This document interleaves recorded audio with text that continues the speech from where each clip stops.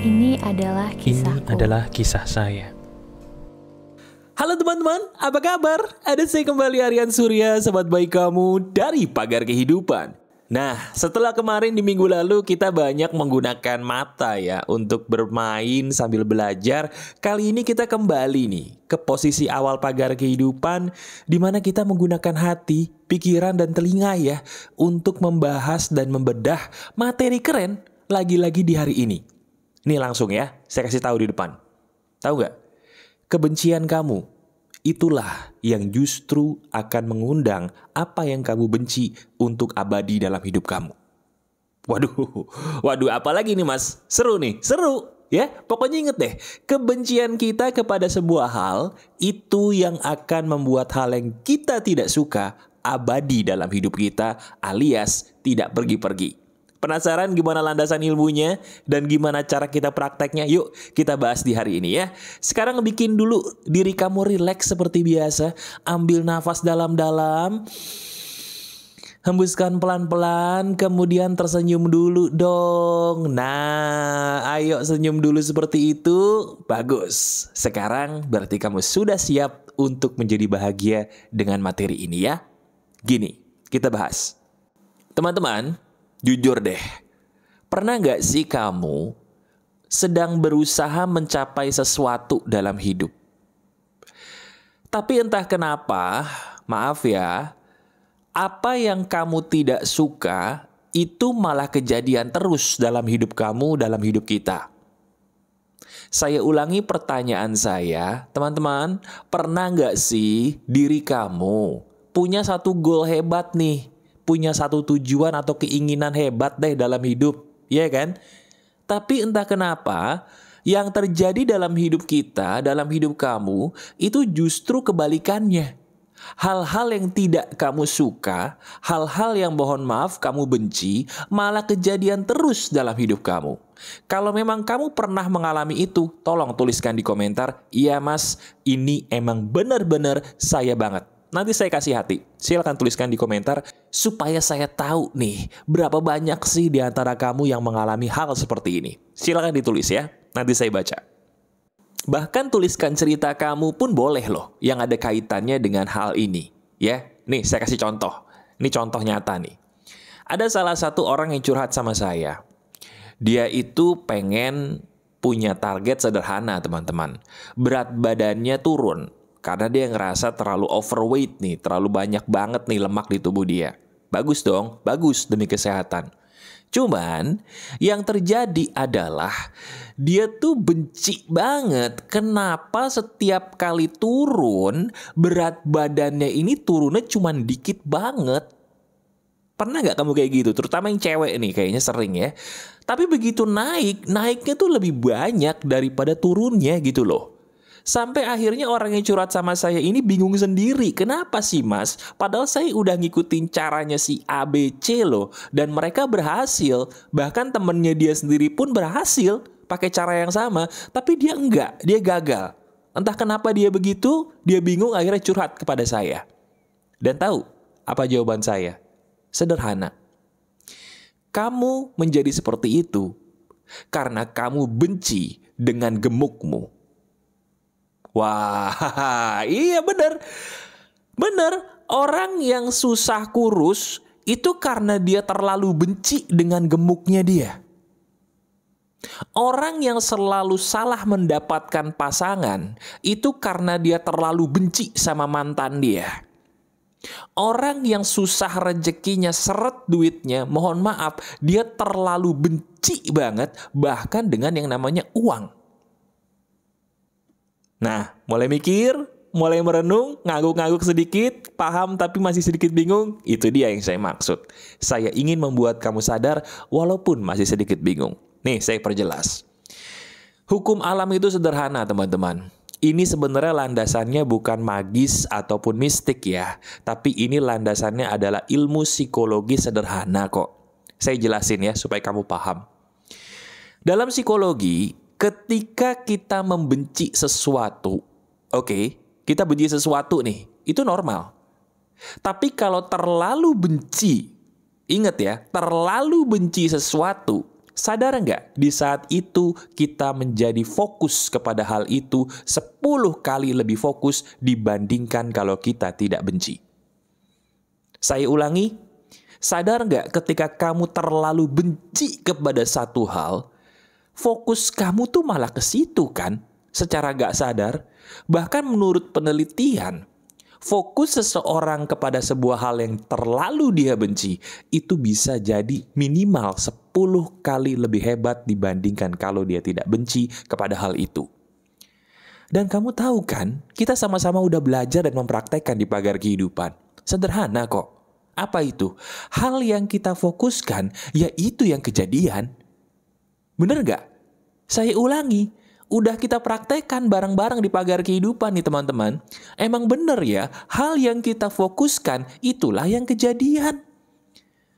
Jadi mohon maaf nih, kenapa diri kamu kok pengen banyak duit tapi susah banget dapet duit? Coba lihat diri kamu, lihat diri kita.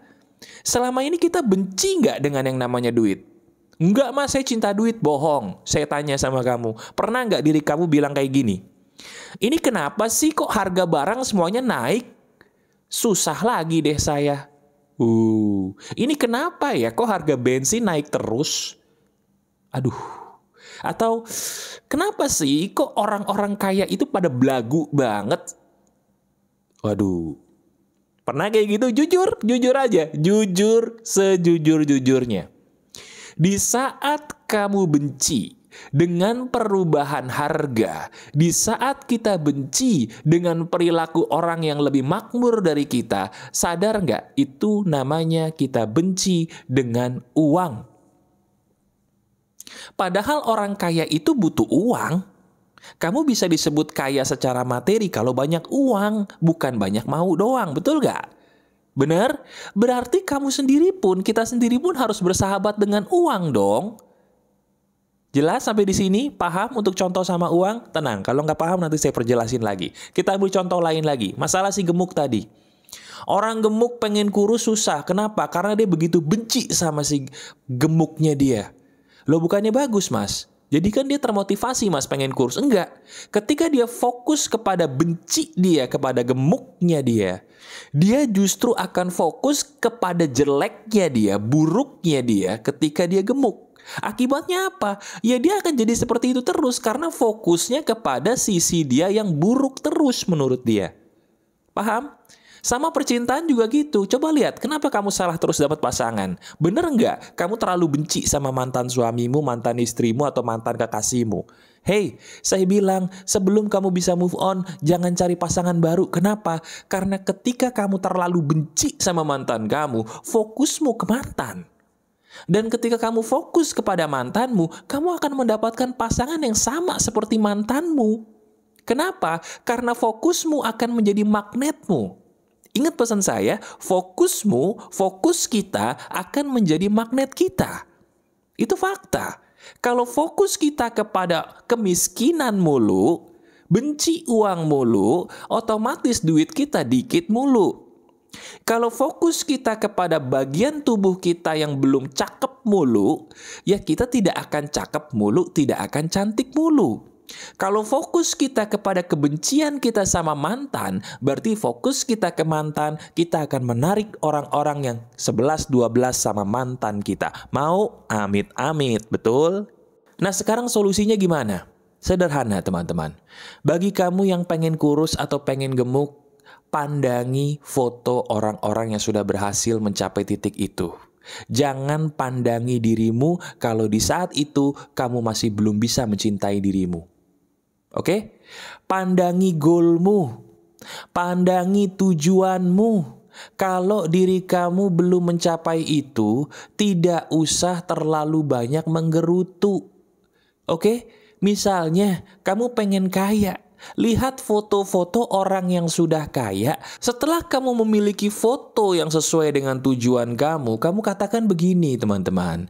Terima kasih banget. Saya sedikit lagi mencapai ini loh. Terima kasih, terima kasih, terima kasih. Udah pernah belajar kan ini kita di video lama, betul gak?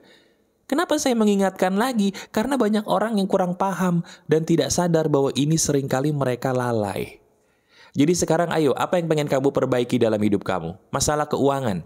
Cari orang yang sudah kaya. Entah dia megang mobilnya yang mewah kek, dia lagi naik haji, atau dia lagi umroh, dia lagi megang kalung permata, dia lagi di mana. Cari foto orang-orang kaya di sosmedmu atau di Google. Kemudian kamu katakan, saya sedikit lagi akan mencapai titik ini. Saya bersyukur. Terima kasih. Terima kasih, terima kasih, selesai. Pengen mencapai berat badan yang kamu mau? Cari orang yang fotonya sesuai dengan foto berat badan yang kamu suka. Ya, cari di Google, cari di sosmed, gampang. Oke? Sambil kamu pandangi orang ini, kemudian kamu berkata, saya sedikit lagi mencapai berat badan seperti itu. Saya bersyukur, terima kasih. Terima kasih, terima kasih. Beda kan? Terus masalah cinta gimana? Nah kalau masalah cinta, kamu move on dulu dari mantanmu itu. Dari mantanmu move on. Caranya gimana? Ketikan di YouTube Pagar Kehidupan move on. Di situ ada cara move on. Ketika sudah move on, baru kamu cari foto orang-orang yang sedang dalam pernikahan dan mereka happy. Boleh foto pernikahan temanmu, boleh foto pernikahan orang yang tidak kamu kenal. Yang penting ini setelah move on ya, move on dulu. Nggak boleh kalau kamu lakukan ini belum move on.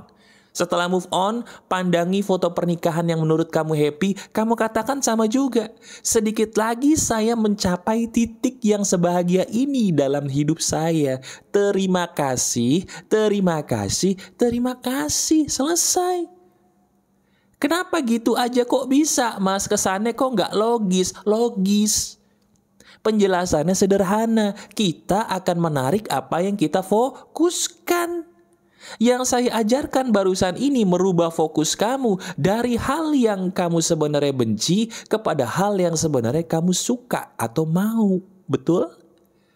Ini sederhana. Maka dari itu saya bilang ya, coba sekarang kamu ceritakan di komentar dong. Ayo dong ya, pakai tuh komentar untuk kamu bercerita. Ada nggak pengalaman kamu sendiri yang di saat kamu tuh sedang mengalami keputusasaan gitu ya, terus kamu sadar dengan pagar kehidupan. Contohnya kayak materi kayak gini nih. Akhirnya kamu praktekin dan hidup kamu seizin Tuhan berubah. Coba sharing, testimoni positif apa yang bisa kamu bagikan kepada teman-teman kamu yang menonton video ini. Itu bahagia banget loh buat kamu yang men-share-nya dan juga bagi saya yang membacanya. Sharing ya di komentar pengalaman kamu tentang keajaiban pagar kehidupan.